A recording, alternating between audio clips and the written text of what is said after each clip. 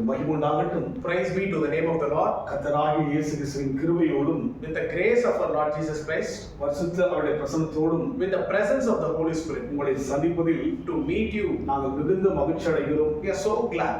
அவர் இல்லாமல், Without Him, அவருடைய பிரசன்னம் இல்லாமல், without His presence, தேவ கிருபை இல்லாமல் without the grace of God, நம்மால் எதையுமே செய்ய முடியாது. we cannot able to accomplish anything in this world. பலத்தினாலும் அல்ல, Not by strength, பராக்கிரமத்தினாலும் அல்ல, not by power, அவருடைய ஆவினால் எல்லாம் ஆகும் என்று பார்க்கிறோம். but by my Spirit, says the Lord. அதனால் தேவ ஆவியோடுதான் தேவ ஜனங்களாகிய நாம் ஒருவரை ஒருவர் சந்திக்கும் போது அதிலே பெரிய அற்புதங்களை நாம் பார்க்க முடியும். We can able to see miracles happening only by the Spirit of God connecting you and me.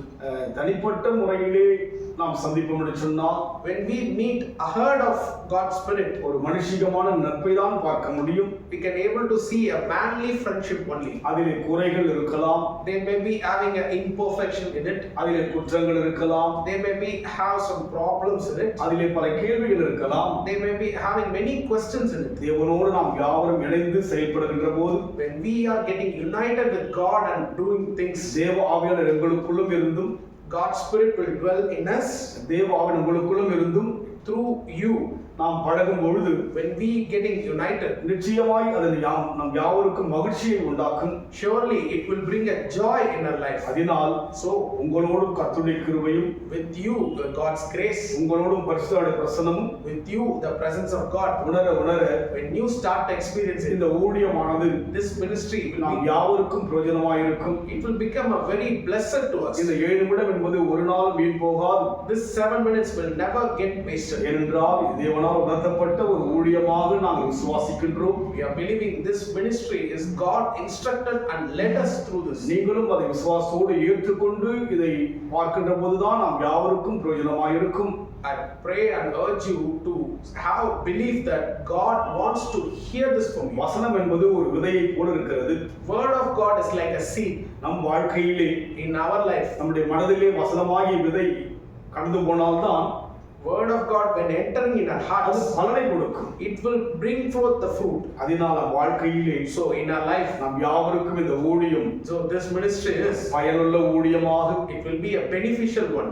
பலமுள்ள ஊழியமாக, It will be strengthening us. யாவருக்கும் பிரயோஜனமுள்ள ஊழியமாக இருக்க It will be highly beneficial. நாங்கள் ஜெபிக்கின்றோம். We are praying. நீங்களும் ஜெபியுங்கள். You also pray for that. இது ஒரு சிறிய ஊழியமாய் உங்களுக்கு தோன்றலாம். You may think this is a small ministry. பிரபலமில்லாத ஊழியமாய் தோன்றலாம். You may think it is not a familiar one. ஆனால் ஒன்றை நாங்கள் அழுத்தமாய் சொல்கிறோம். But one thing we are saying it boldly. இது தேவ ஊழியம். This is God's ministry. நேற்று நாம் தியானித்த வண்ணமாக As we look on yesterday, வேதத்தை நேசிக்கிறவர்களுக்கு the one who loves the word of God, மிகுந்த சமாதானம் உண்டு என்று பார்த்தோம். they will have great peace. நமக்கு சமாதானம் கொடுக்கவே தேவன் விரும்புகிறார். God wants to give you peace. இந்த வேளையில கூட நாம் தியானிக்கும்படியாக Today also, let's go to the word of God. நீதிமொழிகள் 28ஆம் அதிகாரம் 7ஆம் வசனம். Proverbs 28 verse 7. வேத பிரமாணத்தை கைக்கொள்கிறவன் விவேகமுள்ள புத்திரன், போஜன பிரியருக்கு தோழனாய் இருக்கிறவனோ தன் தகப்பனை அவமானப்படுத்துகிறான். He who keeps the law is a wise son, but he who keeps company with feasters put shame on his father. நீதிமொழிகள் சாலமோனால் எழுதப்பட்டது. This Proverbs is being written by the King Solomon. ஞானமுள்ள ஒரு ராஜா, He is a wise king. உலகத்தில் பிரபலமான ராஜா, He is a familiar king. ஐஸ்வர்யத்தை அதிகமாக ஆட்சியிலே அனுபவித்த ராஜா. He acquired and enjoyed many kinds of riches. அவன் அனுபவத்தில் சொல்கிறார், By his experience he said, வேத பிரமாணத்தை கைக்கொள்கிறவன் விவேகமுள்ள புத்திரன். he who keeps the law is a wise son. இவர்கள் எல்லாம் அனுபவித்துதான் வார்த்தைகள் எழுதியிருக்கிறார்கள். By their experience only they wrote these words. அதனால் கிறிஸ்துவ வாழ்க்கை என்பது So a Christian life is, அனுபவமான வாழ்க்கை. it is an experimental one. மதம் புரிய வாழ்க்கை அல்ல. It is not a religious one alone. ஒவ்வொரு தேவ ஜனங்களும் When you look at the life of every godly தங்கள் people, வாழ்க்கையிலே அனுபவித்து they start their experiences, சுவைத்து they tasted அநேகருக்கு சொல்ல வேண்டும். to share it to others. அப்படியாகத்தான் சாலமோன் சொல்கிறார், Like the same manner, Solomon is வேத பிரமாணத்தை கைக்கொள்கிறவன் விவேகமுள்ள புத்திரன். he who keeps the law is a wise son. மனுஷனுக்கு விவேகம் மிக அவசியம். A man should have a voice. வேகத்தை விட விவேகம் மனுஷனுக்கு அவசியம். Above of doing everything in a speed, he should be have a voice. விவேகம் உள்ளவன் உயர்த்தப்படுவான். A man who is wise will be lifted. வேகம் உள்ளவன் ஒரு நாள் சோர்ந்து போவான். A man who is speedy will get tired one day. அதனால் நம் வாழ்க்கையிலே So in our life, விவேகமாய் இருக்கும்படியாக so we should be wise. நாம் வாழ வேண்டும் என்று விரும்பினால் We want to have such life. கைக்கொள்ளும்படியாக வேத பிரமாணத்தை கைக்கொள்ள வாஞ்சிக்க வேண்டும். We should keep the commandment of the law. கைக்கொள்வது கடினமான காரியமாகத்தான் இருக்கலாம். It may look like a difficult one to keep the law. உங்கள் பிள்ளைகளுக்கு To your children, ஒரு கடினமான ஒரு பொருளை கொடுக்க மாட்டீர்கள். you will not give a hard thing to your children.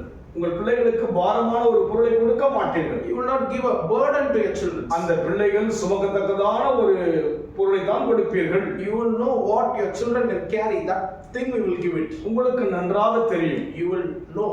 இந்த சுமையை கொடுத்தால் என் பிள்ளை இதை சுமக்க முடியும் என்று சொல்லி. You will know whether your children can handle this or not. அதே போல்தான் தேவன். Like the same manner God is. வேத பிரமாணம் கடினமான உபதேசங்கள் தான். Yes, the law of God is very difficult. கேட்கிற நாம் அதை செய்ய முடியும் என்று தான் பேசுகிறார் தேவன்.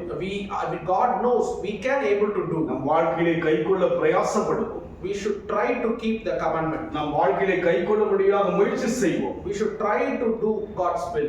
நிச்சயமாய் நமக்கு வேண்டிய விவேகத்தை கொடுப்பார். Surely God will give wise to us. இந்த கடைசி காலங்களிலே In the last days, விவேகம் அவசியமாய் இருக்கிறது. we should have a wise. வேகமாய் ஓடுகின்ற உலகத்திலே The speedily going world, விவேகம் அவசியமாய் இருக்கிறது. we should be very wise. நம் வாழ்க்கையிலே In our life, நம்மை யாரும் பொறுப்பை தள்ளாதபடிக்கு no one should make to follow us. விவேகமாக வாழ்வோம். Let's be wise today. வேதத்தை நம் வாழ்க்கையிலே கைக்கொள்ள ஒப்புக்கொடுப்போம். We should keep God's law அந்த today. அனுபவத்தில் போகும்படியாக Let's walk in that experience. இரக்கமுள்ள தேவனே, Gracious Father, வேத பிரமாணத்தை கைக்கொள்ளுகிற as we keep your commandments, அந்த கிருபை வரத்தை கொடுப்பீராக. help me to do that, இது Lord. ஒரு வரம் ஆண்டவரே. It's a gift, Lord. நாங்கள் அநேக தீர்க்கதரிசன வரங்களை கேட்பதை விட Lord, we are asking many prophetic gift.